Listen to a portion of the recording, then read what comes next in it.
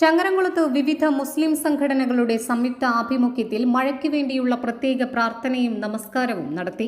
മുജാഹിദ് സംഘടനകളും ജമാഅത്തെ ഇസ്ലാമിയുമാണ് വേദിയൊരുക്കിയത്. ശനിയാഴ്ച രാവിലെ 6:45 ചങ്ങരംകുളം സ്നേഹ ഓഡിറ്റോറിയത്തിന്റെ മുൻവശത്തായിരുന്നു നമസ്കാരവും പ്രാർത്ഥനയും നടന്നത്. പ്രമുഖ പണ്ഡിതൻ AV അബ്ദുൽ ഹമീദ് ഫാറൂഖി നമസ്കാരത്തിനും പ്രാർത്ഥനയ്ക്കും നേതൃത്വം നൽകി. സംഘാടക സമിതി chairman PPM Ashraf, convener Shanavas Vattathur, Kunjumuhammad Panthavoor, MVM Ashraf master, M Abbas Ali, K Anas, Yusuf, Yaseen തുടങ്ങി സ്ത്രീകളും പുരുഷന്മാരുമായി നിരവധി പേർ പങ്കെടുത്തു.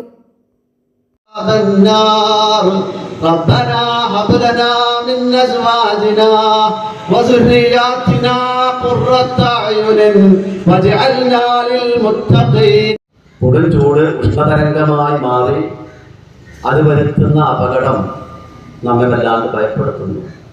താപനില കുത്തനെ ഉയർന്നു. മനുഷ്യരും മൃഗങ്ങളും ഒക്കെ അതിൻ്റെ ദുരിതങ്ങൾ തോറിക്കൊണ്ടിരിക്കുക.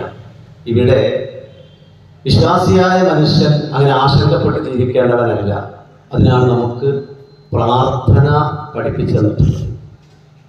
പ്രാർത്ഥനയില്ല എങ്കിൽ അല്ലാഹു നമ്മളെ പരിഗണിക്കൂല.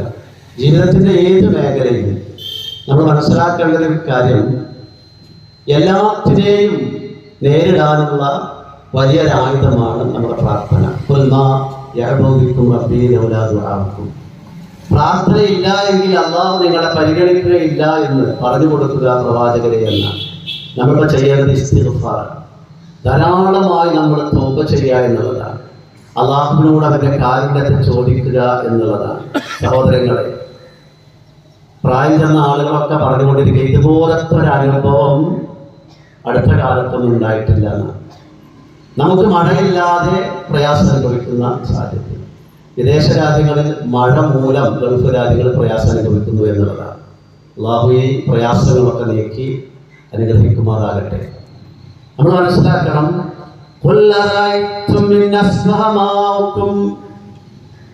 അല്ലാഹു പറയാ, പറഞ്ഞു കൊടുക്കണം, അറഅയ്തും നിങ്ങൾ കണ്ടുപോ,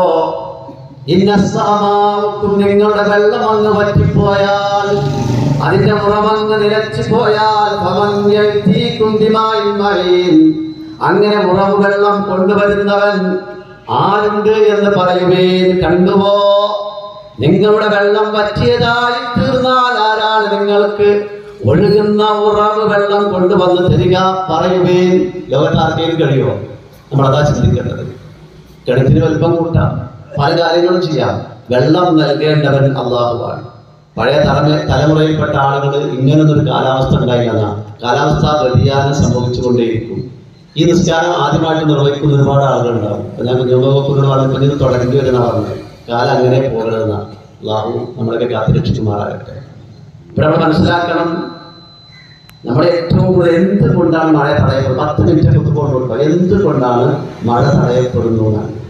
അതിനൊരുപാട് കാരണങ്ങൾ കാണാൻ കഴിയും. അതിൽ ഗൗരവമായി കാണേണ്ടത്, നമ്മളൊക്കെ ചിന്തിക്കേണ്ടത് എന്താണെന്നറിയോ? സക്കാത്ത് നൽകാതെ തടഞ്ഞു വെച്ചാൽ നല്ല പരീക്ഷണം നടന്ന് കാണാൻ കഴിയുന്നു. നമ്മൾ സക്കാത്ത് കൃത്യമായിട്ട് കൊടുത്തിട്ടുണ്ടോ? നമ്മൾ ഓരോരുത്തരും ചിന്തിക്കേണ്ട കാര്യമാണ്. അല്ലാഹു നിഷിദ്ധമാക്കിയ കാര്യങ്ങൾ സൃഷ്ടികൾ മനുഷ്യർ ചെയ്താൽ അള്ളാഹിന്റെ പരീക്ഷണങ്ങൾ ഉണ്ടാവാം. ഭൗതികമായി പല കാര്യങ്ങളും പറയാനുണ്ടാവും.